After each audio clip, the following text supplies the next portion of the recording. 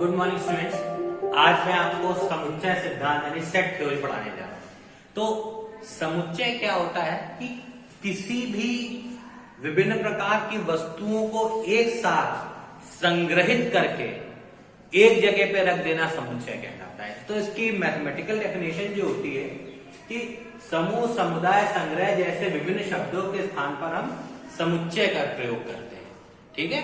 अब देखिए, ये चैप्टर एक ऐसा है, इसको अगर हम लोग प्योर हिंदी में पढ़ेंगे तो आपको भी अच्छा नहीं लगेगा और हमको भी अच्छा नहीं लगेगा।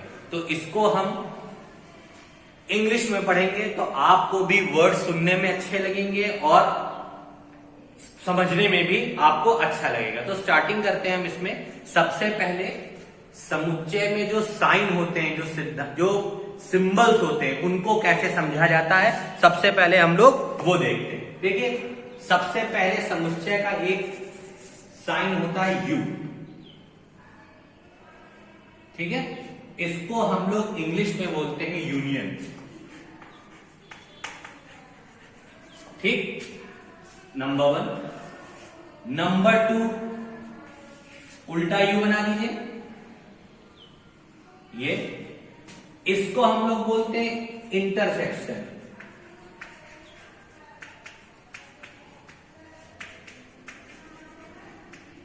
ठीक है।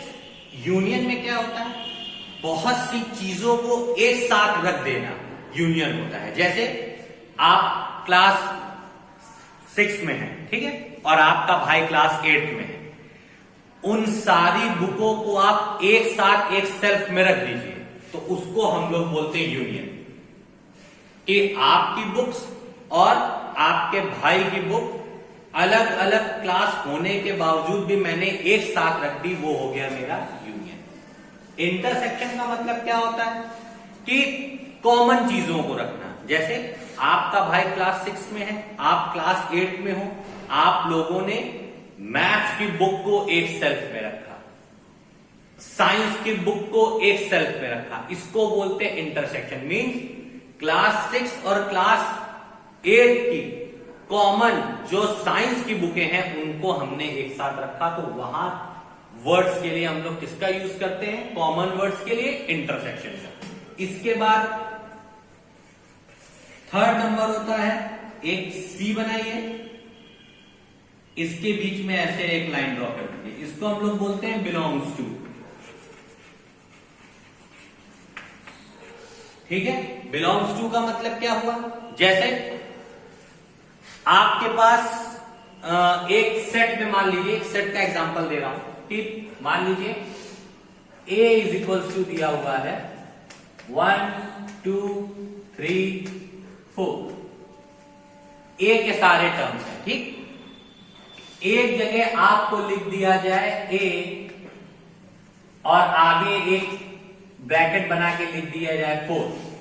इसका यह मतलब होता है कि A के टर्म्स में क्या 4 आता है, तो हम देख रहे हैं कि 4 मेरा A के टर्म्स में आता है, इसका मतलब ये इसके बिलोंग्स टू है। ठीक है। तो जब कोई भी एलिमेंट किसी भी सेट के अंदर आता है तो उसको हम लोग बिलोंग्स टू बोलते हैं। ठीक है। अब एक चौथा साइन होता है हमारा, फिर से सी बनाइए और इसको ऐसे कर दीजिए और इसको क्रॉस कर दीजिए। इसका मतलब हो गया नॉट बिलोंग्स टू। अब मान लीजिए A इज इक्वल्स टू, हम यहीं पे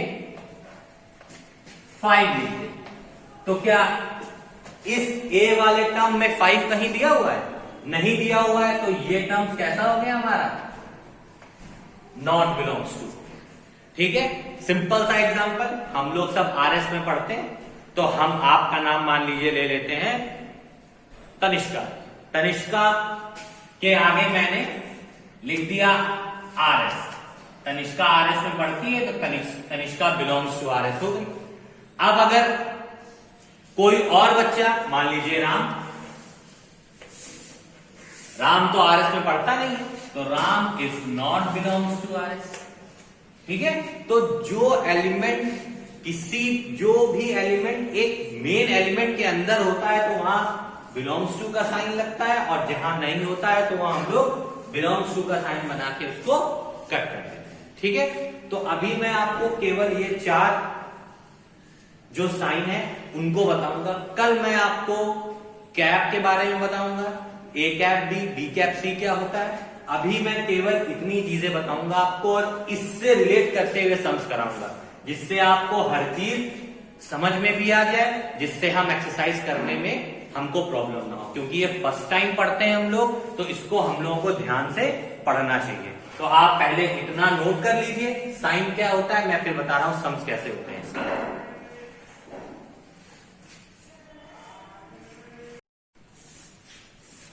देखिए स्टूडेंट, पहला क्वेश्चन है a is equal to 2 3 4 5। A के टर्म्स क्या है 2 3 4 5। b is equal to 4 5 6 7। b के टर्म्स क्या है 4 5 6 7। अब देखिए हमको a यूनियन b निकालना है। इसका मतलब हमने बताया था ये साइन हमारा यूनियन होता है, तो हमको a यूनियन b, यूनियन का मतलब क्या होता है सभी टर्म्स को एक साथ लिख देना।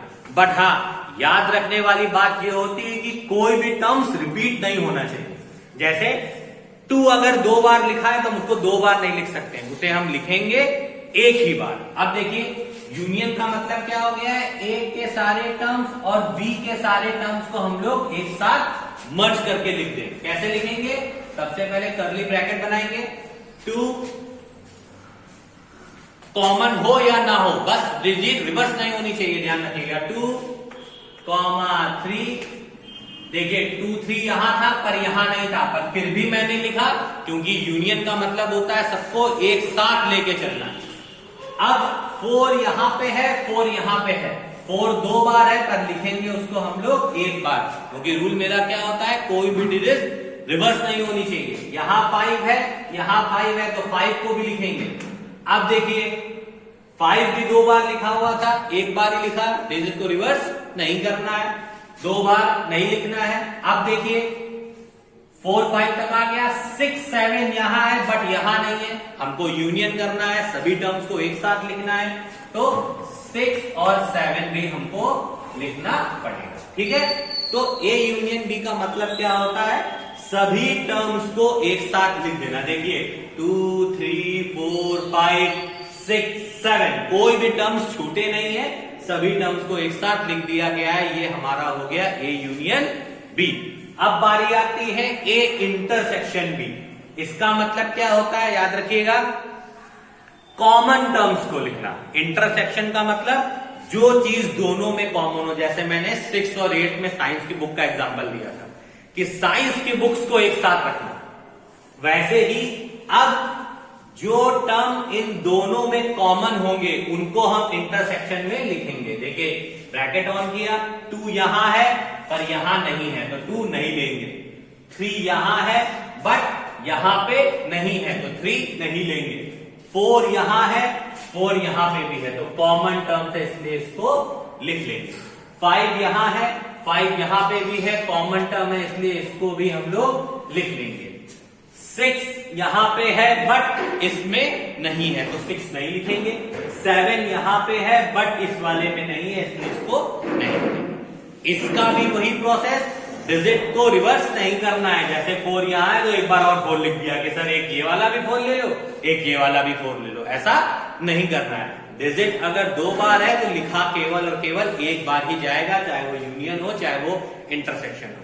ठीक है, अब कोई टर्म नहीं मिल रहा है तो ये मैंने ब्रैकेट ऑफ कर दिया। ठीक, तो A union B, A intersection भी आपको पता चल गया। अब नेक्स्ट वाला सम देखिए।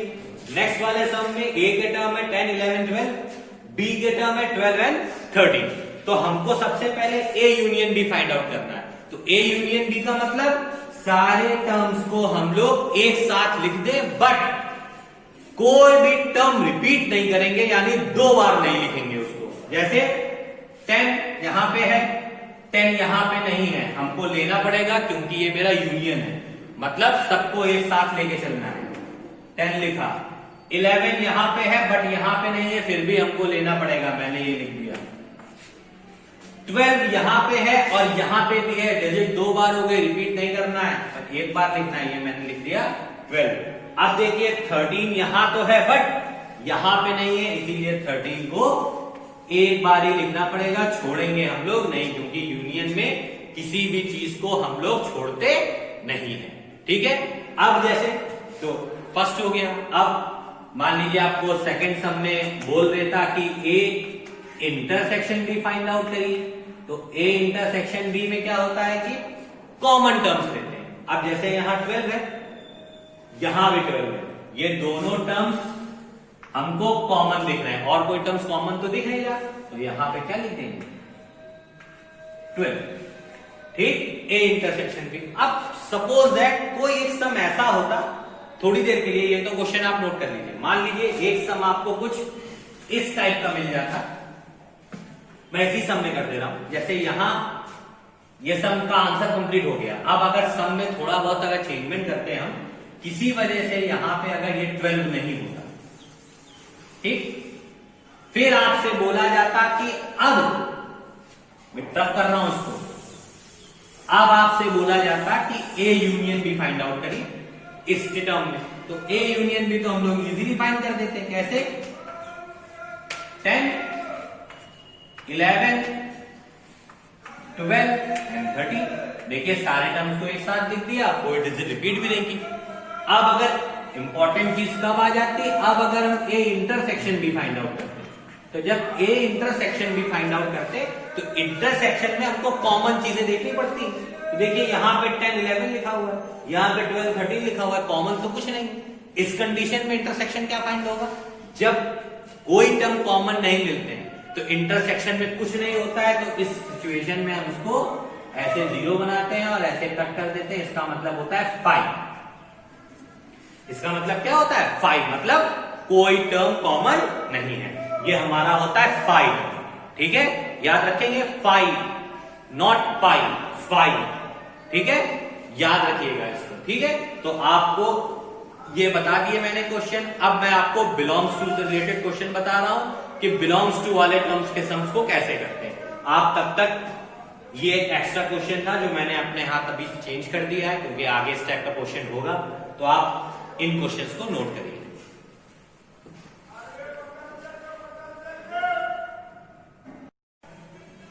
देखिए स्टूडेंट, लास्ट क्वेश्चन आपका है a इज इक्वल टू 0 1 2 3 4 5, निम्नलिखित स्थानों में संकेत बिलोंग्स टू या नॉट बिलोंग्स टू। मैंने बताया था ये साइन का मतलब बिलोंग्स टू, और इस कट गया तो नॉट बिलोंग्स टू। ठीक है, ये साइन का मतलब होता है। अब देखिए 3a लिखा हुआ है, इसका मतलब होता है 3 क्या a का एलिमेंट है, ढूंढिए। a में 1 2 3 मिल गया, इसका मतलब हाँ 3a का एलिमेंट है, यानी 3a को बिलोंग करता है। दूसरा देखिए 8 a का एलिमेंट है क्या, देखिए a के टर्म्स कौन कौन से है, 0 1 2 3 4, 8 तो कहीं है नहीं, इसका मतलब 8 जो है वो a का एलिमेंट नहीं है, तो 8 is not belongs to a। Third one है मेरा 1 a का एलिमेंट है, दूसरा है a इज इक्वल टू क्या दे रखा है 0 1, मिल गया 1, यानी a is belongs to 1 is belongs to a, यानी 1 जो है वो a का एलिमेंट है। सबसे लास्ट वाला क्या है 6, a का एलिमेंट है, तुरंत a में चेक करिए, a में 6 कहीं नहीं आता, इसका मतलब 6 is not belongs to a। हमें इसमें बेसिकली करना क्या होता है कि इसमें पढ़ना इंपॉर्टेंट होता है। जैसे 3 a का एलिमेंट है, तुरंत आप a के एलिमेंट में चेक करिए 3 आ रहा है कि नहीं, अगर आ रहा है तो बिलोंग्स टू, और नहीं आ रहा है तो नॉट बिलोंग्स टू। 8 a का एलिमेंट है, तुरंत a के एलिमेंट्स को चेक करिए, 0 1 2 3 4 5 6, 8 नहीं मिला, तो 8 is not belongs to a। वैसे ही 1 a का एलिमेंट है, a के एलिमेंट्स को चेक करिए, a के एलिमेंट में 1 अगर लिखा है तो बिलोंग करेगा, नहीं लिखा है तो बिलोंग्स नहीं करेगा। तो इस तरीके से आपने आज 4 साइन सीखे हैं। कल मैं आपको a' b' निकालना बताऊंगा, कैप निकालना बताऊंगा, कैसे करके टर्म्स को कॉमन किया जाता है, कैसे समझा जाता है, कौन किसका एलिमेंट है। ठीक है, तो अभी ये 4 चीजें हैं, इनको सीखिए, बहुत इंपॉर्टेंट है। फिर इसके वेन डायग्राम्स आएंगे, वेन डायग्राम्स बताऊंगा।